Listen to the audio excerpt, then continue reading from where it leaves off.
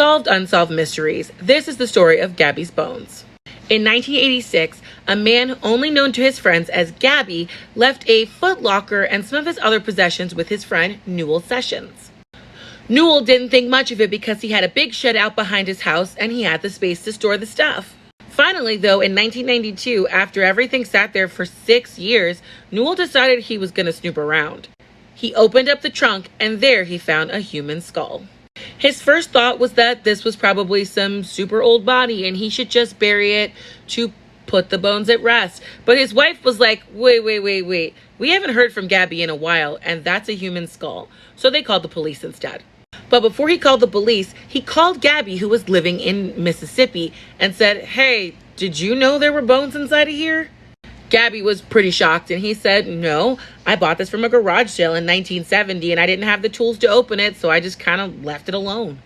Newell contacted the police and they did an investigation, and immediately everyone was suspicious of Gabby because who doesn't open something you get at a garage sale? That's like the fun of buying stuff from a garage sale. The police were even more suspicious when they did an x-ray on the skeleton and they found a bullet in his skull. The main officer ended up contacting Gabby and meeting with him, and Gabby was no help at all. Gabby said that he had picked it up sometime in 1970s and maybe he had gotten it in Wyoming or Iowa or Illinois or Oklahoma. The locker itself was from the 1930s and it was older than Gabby.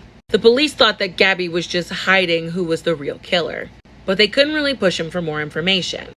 The bones were then sent to Wyoming State Crime Lab on March 31st, 1992, and they did a facial reconstruction of the man. They said that he probably lost his life sometime in 1908, because that's when that bullet was being manufactured.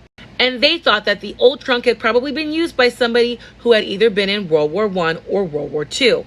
They also found a bag inside of the locker that was for a supermarket chain called Hy-Vee's, and that was manufactured around 1950. The best they could do was just say that this was a Caucasian male who was in his 50s and 60s and about 5'6". And with all that information, the case aired on February 24th, 1993, but no one had any information. Until 2017, when Shelley Statler saw an old episode and realized that reconstruction looked a lot like pictures of her grandfather. Shelley convinced her mom to give a DNA sample, and they were able to determine that it was her grandfather, Joseph J. Mulvaney.